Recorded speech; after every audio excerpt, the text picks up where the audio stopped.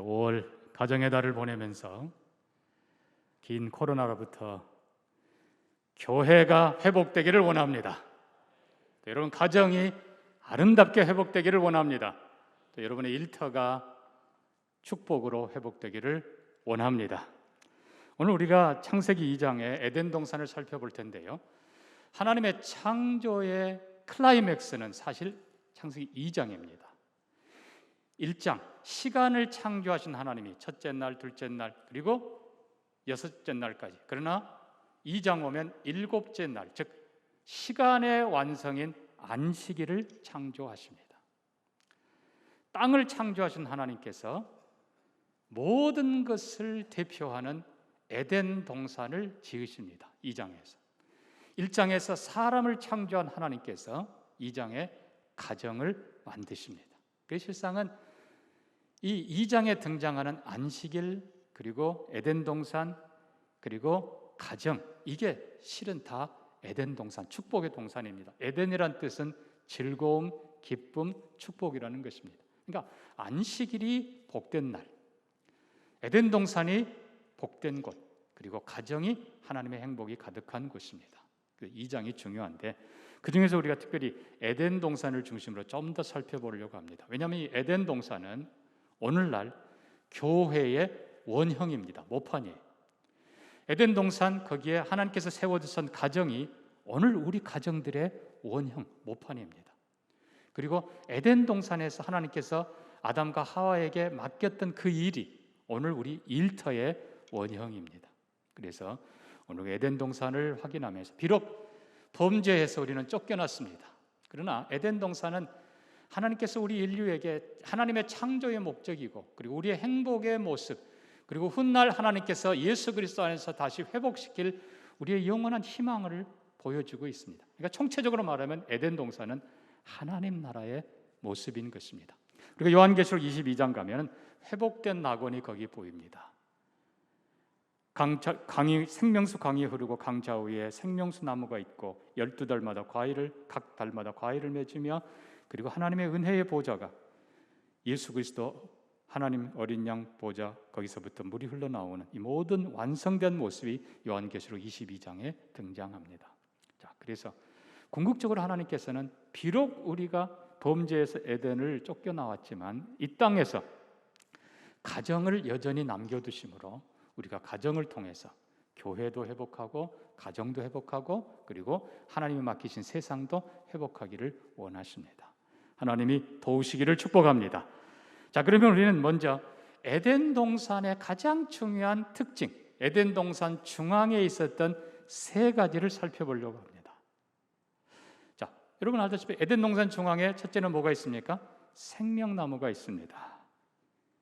8절 9절입니다. 동산 가운데 생명나무가 있었고, 그 다음에 뭐가요? 선악과 나무가 있었다. 근데 또 하나가 있습니다. 뭘까요? 이거는 나무가 아니에요. 10절에 등장합니다.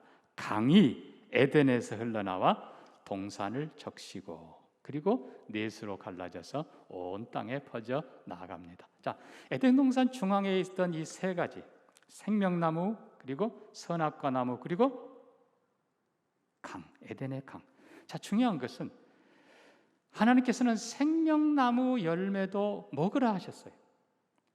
하나님께서는 우리를 하나님의 형상으로 지으시고 우리에게 최고의 것을 주고 싶어 하셨는데 그것이 바로 생명나무, 즉 생명입니다. 너희는 살아라. 너희는 나와 함께 영원히 살아라.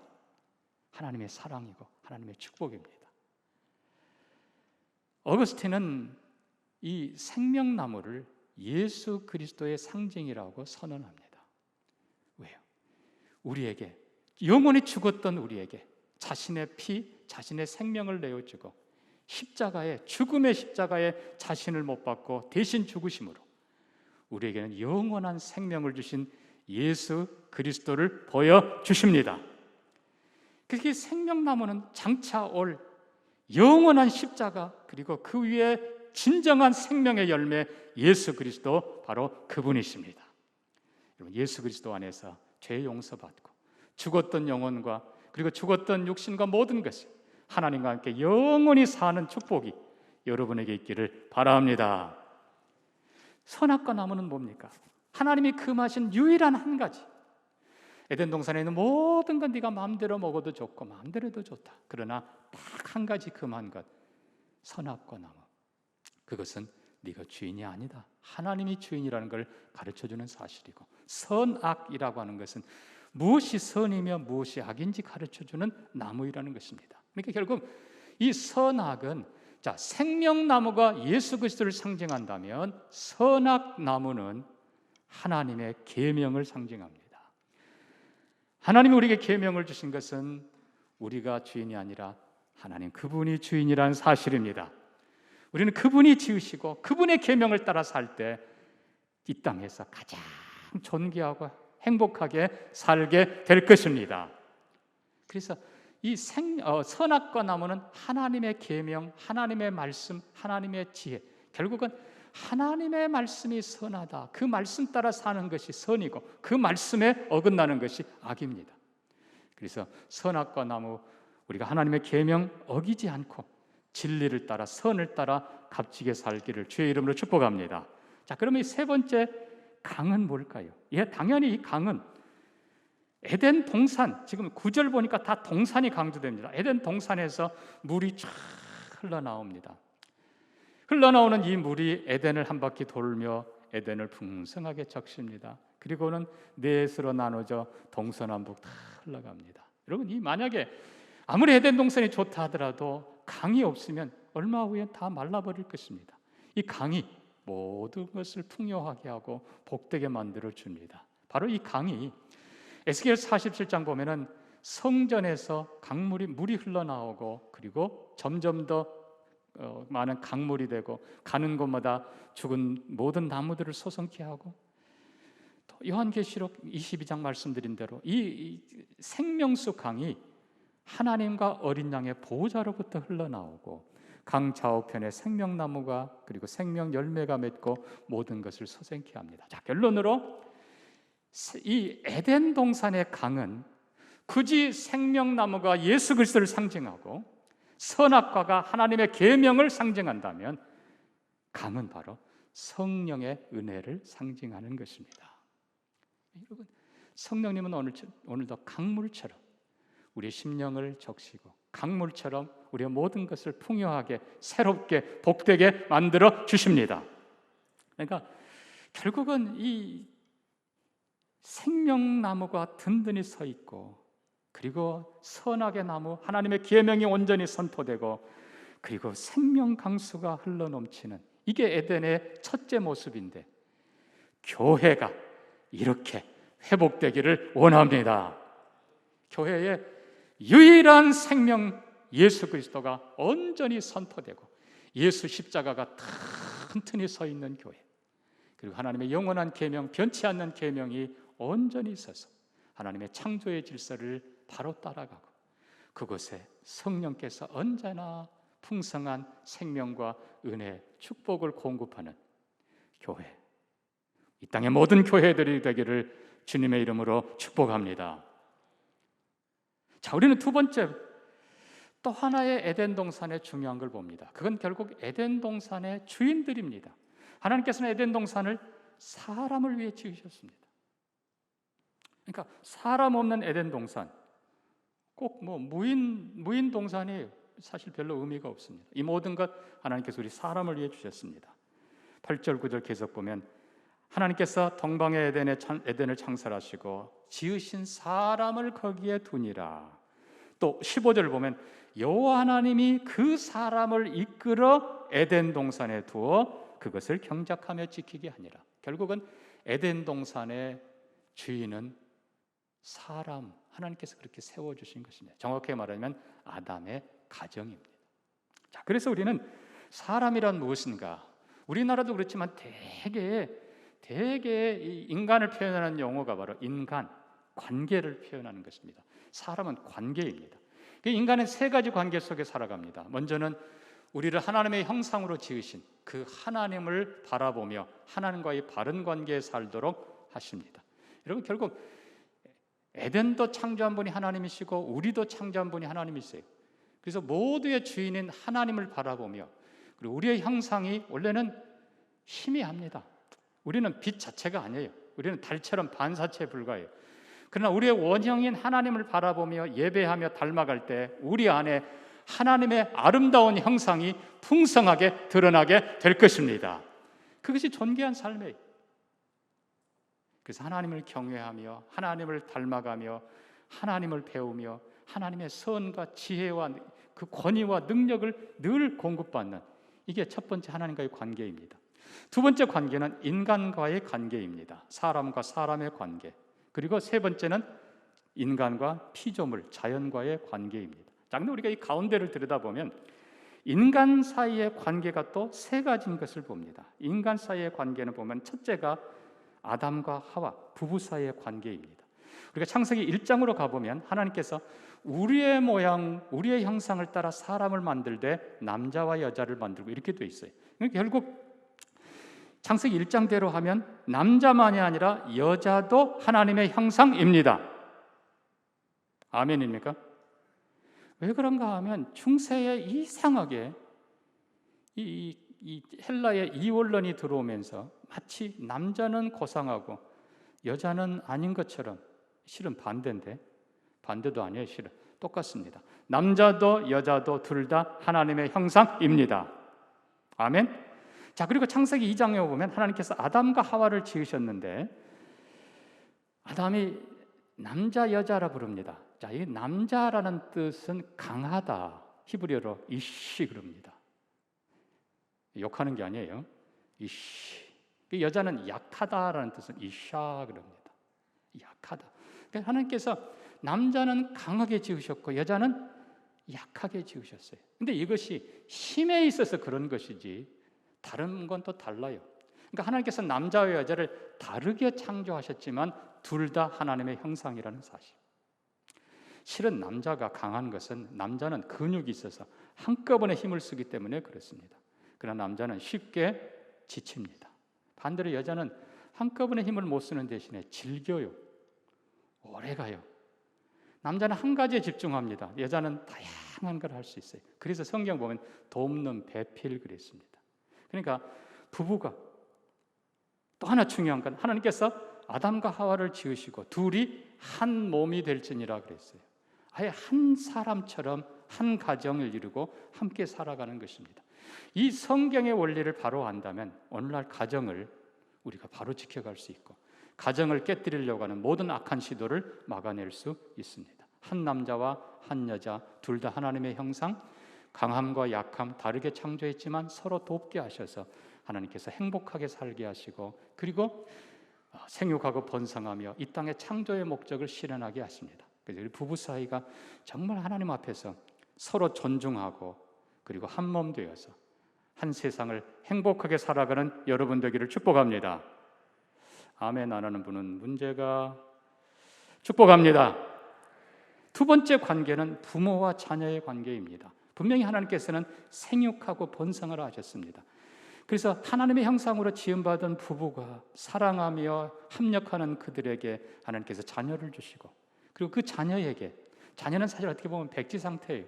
자녀에게 하나님을 보여주고 하나님을 가르치고 예배하는 삶 그리고 지혜와 이 모든 것들을 가르쳐서 하나님을 경외하고 부모를 공경하고 서로 우애하는 그리고 세상을 잘 함께 다스려가는 가족이 되기를 원하시는 것입니다. 세 번째 관계가 형제의 관계입니다. 사실 이게 굉장히 어렵지만 그렇게 어려운 건 아니에요. 부부가 본을 보이면 강한 자가 약한 자를 오히려 배려하며 서로 돕는 모습을 보여주면 형제들도 그대로 따라할 수 있다는 것입니다. 우리가 시편 133편을 보면요, 형제가 연합하여 동거하며 어찌 그리 선하고 아름다운고 머리에 있는 보배로운 기름이 아론의 수염을 흘러 옷깃의 이름 같고 헐몬의 이슬이 시온의 산들의 내림 같도다. 여호와께서 거기서 복을 명하셨나니 곧 영생이로다. 형제가 연합하여 함께 하나님 섬기고 함께 부모님 섬기고 함께 협력해서 나아가는 그곳에 하나님이 기뻐하시고 축복하시는데 영생의 복을 주신다는 것입니다. 그러니까 가장 불행한 것이 형제가 다투는 것입니다. 아담이 참 가인과 아벨의 그 모습 보고 얼마나 마음이 아팠겠습니까? 하나님도 마찬가지예요. 사랑하는 성도 여러분, 이 가정의 새 질서, 부부 서로 존중하며 하나 되어서 행복한 삶 살기를 바랍니다. 그리고 자녀 믿음으로 사랑으로 잘 양육해서 하나님 경외하고 부모 공경할 줄 알고, 그리고 세상을 값지게 살아가는 자녀들, 그리고 특별히 형제 간에 우애하며 협력해서 세겹줄은 쉽게 끊어지지 아니하느니라. 정말 형제들이 연합해서 함께하는 그곳에 지혜가 있고 능력이 있고 축복이 있습니다. 이런 아름다운 가정 이루기를 바랍니다. 자, 우리는 에덴 동산의 마지막 세 번째 모습을 봅니다. 자, 기본적으로 인간의 관계는 하나님과의 관계, 사람과의 관계, 그리고 피조물과의 관계라고 했습니다. 자, 하나님께서는 아담과 하와를 에덴 동산에 두시고, 자, 15절 다시 봅니다. 그 사람을 이끌어 에덴 동산에 두어 그것을 뭐 하게 하셨다고요? 경작하며 지키게 하셨다. 경작, 영어는 cultivation입니다. cultivate인데 말 그대로 가꾸는 겁니다. 그리고 지킨다라는 말은 돌본다라는 뜻입니다. 근데 우리가 또 창세기 1장 가면요, 하나님께서 인간을 지으실 때 우리 형상대로 지었고, 그리고 하늘과 땅 모든 것들을 다스리게 하자라고 표현합니다. 심지어 또 어떤 데는 정복하라, 다스리라, 이런 표현까지 있습니다. 자, 그래서 결국은 그 샘플이 바로 에덴 동산이라고 했습니다. 그러면 에덴 동산에 아담과 하와 그리고 인간이 다스려야 될, 혹은 경작해야 될, 혹은 돌보아야 될 대상이 누군가? 결국 또 세 가지. 자, 첫째는 동물들입니다. 19절 보면 하나님께서 흙으로 각종 동물들을 지으시고 그것들을 아담에게로 이끌어 오셔서 아담이 이름을 짓게 합니다. 여러분, 이 이름을 짓는다라는 것은 한편으로는 지혜입니다. 특징들을 보면서. 그리고 두 번째 중요한 것은 주인이라는 도장을 찍어주는 것입니다. 그래서 자녀의 이름을 부모가 지어줍니다. 부모라는 뜻이에요. 아브라함 이름을 아브라함으로 하나님이 바꿔주십니다. 사라라 하라, 그리고 이삭이라 하라. 결국 하나님의 주인 되심을 선포하는 거예요. 아담이 동물들의 이름을 붙여주는 것은 아담으로 하여금 네가 주인 노릇하라는 것입니다. 결국은 아담이 이 동물들을 다스리고 관리해야 되는 것입니다. 그러니까 첫째는 동물 세계입니다. 두 번째는 식물이에요. 보기에 먹기에 좋아 보이고 아름다워 보이는 많은 식물들을 하나님께서 나게 하시고 그것들을 잘 경작하고 잘 가꾸게 하십니다. 왜요? 그것이 바로 우리의 먹거리이기 때문에 내 먹을거리가 되리라. 동물, 식물, 그리고 또 하나가 나옵니다. 10절 이하에 보면요, 희한한 표현들이 나와요. 자, 강이 에덴에서 흘러나와 네 근원으로 되는데 그 첫째 이름은 비손이라 금이 있는 하일라 온 땅을 둘렀고 그 땅의 금은 순금이요 그곳에는 베델리엄과 호마노도 있으며, 각종 보석들을 여기에 지금 언급하고 있습니다. 쉽게 말하면 이 보석들은 광물들의 대표입니다. 그러니까 동물, 식물, 그리고 무생물 혹은 광물, 이게 아담과 하와가 다스려야 될, 인간이 다스려야 될 영역인 것입니다. 참 신기하게도, 자, 우리는 에덴 동산에서도 생명나무, 선악나무, 그리고 생명강 세 개를 보았습니다. 또 인간의 사명도 하나님을 향하여, 서로를 향하여, 피조물을 향하여, 우리가 세 모습을 보았어요. 또 에덴에서 인간이 다스려야 될 대상도 동물, 식물, 광물, 이 세 가지씩 계속 펼쳐져요. 그래서 어떤 크리스찬 과학자가 가만 들여다보면서 이런 글을 썼어요. 역시 창조는 삼위 하나님의 신비한 작품이다. 시간을 창조했는데 보니까 시간도 과거, 현재, 미래. 또 하나님께서 공간을 창조하셨는데 공간도 가로, 세로, 높이. 또 하나님께서 물질을 창조하셨는데 동물, 식물, 광물. 또 이 물질도 보니까 액체, 기체, 고체. 이 모든 걸 보니까 이 삼박자가 너무 많다는 거예요. 그러면서 이분이 역시 모든 피조물은 삼위 하나님의 작품이다. 아멘 하고 싶으면 하십시오. 예, 결국 삼위 하나님이 함께 하시는 거예요. 자, 그래서 좀 문제는 인간이 동물 세계를 다스려야 돼. 인간이 식물 세계를 경작해야 돼. 그 인간이 모든 광물들을 관리해야 돼. 근데 문제는 인간이 너무나 유한하다는 사실입니다. 어마어마한 동물들, 더 큰 동물들이 더 많습니다. 더 강하고 빠르고 더 힘센 동물들이 많습니다. 어떻게 인간이 그걸 다 다스려요? 어떻게 정복을 해요? 식물의 세계는 끝도 없습니다. 혹시 농사 좀 해보시면 알겠지만요, 정상적으로 잡초하고 이겨낼 사람이 없대요. 끝도 없어요. 광물의 세계는 더더욱 그렇습니다. 특별히 오늘 본문에 나오는 베델리엄, 이거는 어떤 학자들은 진주라고 표현하는데 사실 진주는 아닙니다. 이 베델리엄의 본뜻은, 다른 것들은 밖에 드러나서 빛이 나고 뭐 사파이어고 뭐고 막 색깔이 막 드러나고 아름답지만, 이 베델리엄이라는 원래 뜻은요, 밖에서 보기에는 평범한 돌이에요. 근데 그 안에 기가 막힌 게 들어있는 보석들을 총칭하는 것입니다. 그러니까 모르면 돌이에요. 그러나 그거를 햇빛에 딱 비춰보면 안에서 막 빛이 나오는 거예요. 중요한 건, 자, 어떻게 인간이, 연약한 인간이, 하나님께서 맡겨주신 건 사실인데, 이 동물의 세계, 그리고 이 식물의 이 어마어마한 세계, 그리고 이 광물들, 어떻게 우리가 다 다스리고 경작하고 관리할 수 있는가? 그래서 우리는 다시 하나님께로 돌아가야 됩니다. 하나님이 지혜를 주셔야 돼요.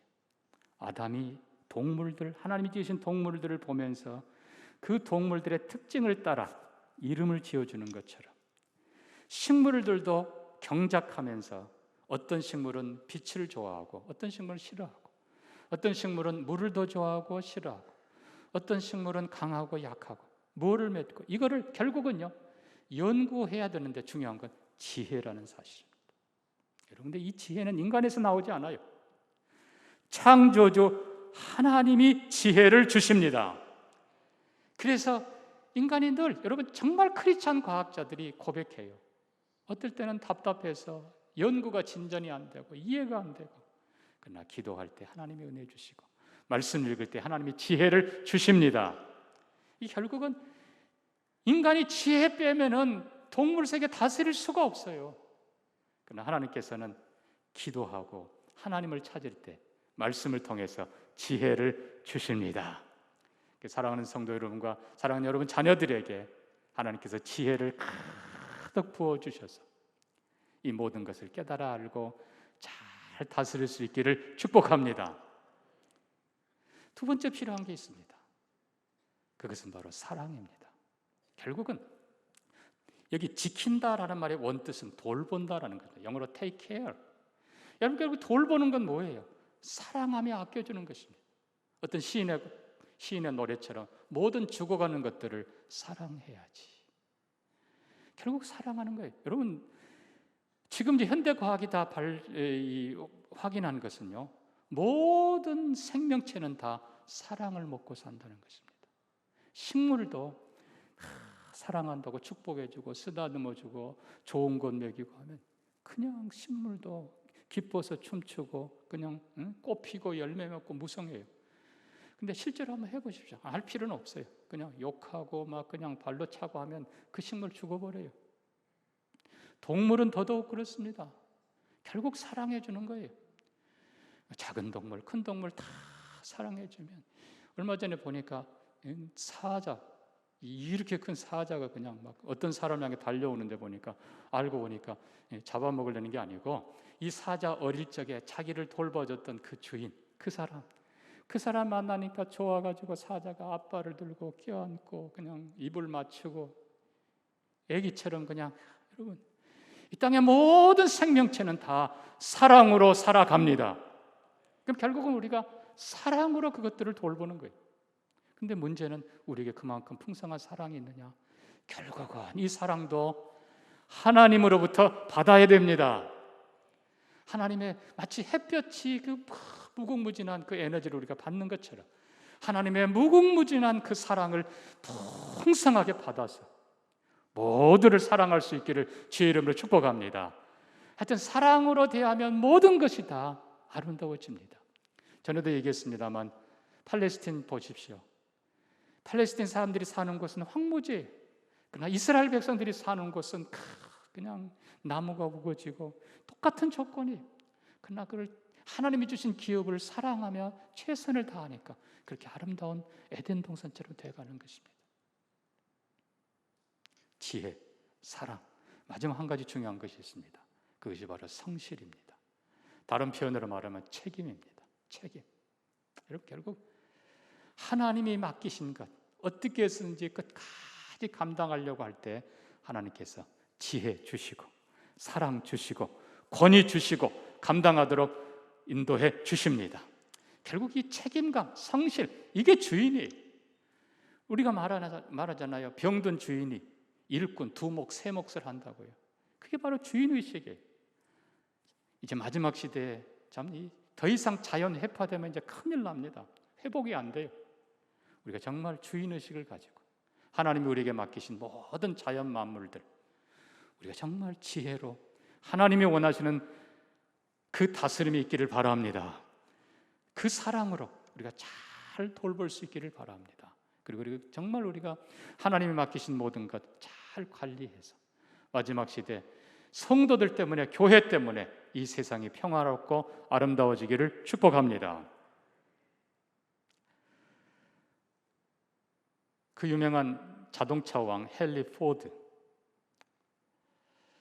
이분은 늘 그런 꿈을 꾸며 기도했다고 합니다. 하나님, 물론 미국이죠. 미국 모든 국민들, 모든 집안마다 차를 한 대씩 가질 수 있도록 축복해 주옵소서.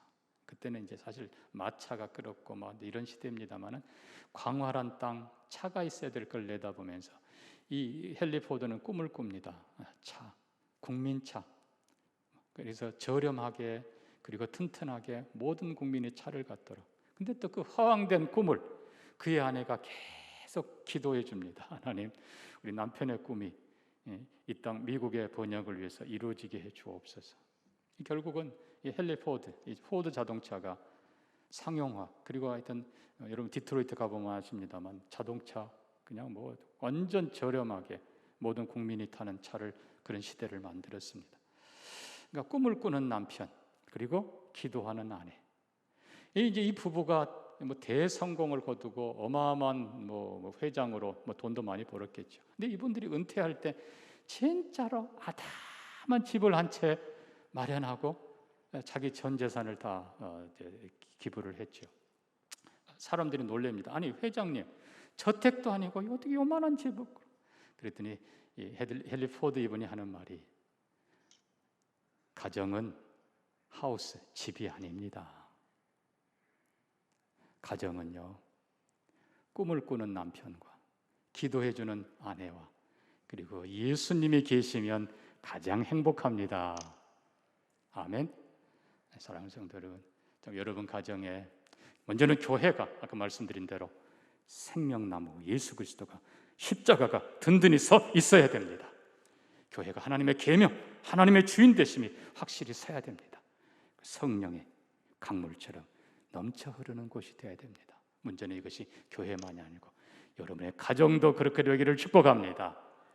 또 여러분의 일터가 그렇게 되기를 축복합니다. 이것이 하나님의 나라입니다. 하나님의 이 생명과 이 선과 그리고 성령의 이 은혜가 여러분의 모든 삶 가운데 함께하기를 주의 이름으로 축복합니다. 축복합니다. 같이 기도합니다. 이 아름다운 에덴의 회복이 우리 교회의 회복이 되게 해 주옵소서. 우리 가정의 회복이 되게 해 주옵소서. 우리 일터의 회복이 되게 해 주옵소서. 그냥 잔인하게 짓밟는 일터가 아니라 창조, 하나님의 아름다운 것을 다스리고 관리하고 경작하고 지혜와 사랑으로 잘 가꾸는 이 세상과 우리 일터 되게 해 주옵소서. 같이 기도합니다. 아버지, 우리가 잃어버렸던 이 시대, 무너졌던 이 시대, 다시 한번 교회가 아버지 생명나무 회복되게 하시고 하나님의 선악나무 회복되게 하시고 생명강 회복되도록 축복하여 주옵소서. 아버지, 사랑하는 모든 성도들의 가정이 가장 아름답게 회복되게 하여 주시옵소서. 일터도 회복되게 하여 주시옵소서. 그래서 하나님의 은혜와 축복이 넘치는 하나님의 나라, 평화의 나라, 기쁨과 축복의 나라 에덴 동산 되게 하여 주시옵소서. 축복하며 예수님 이름으로 기도합니다. 아멘.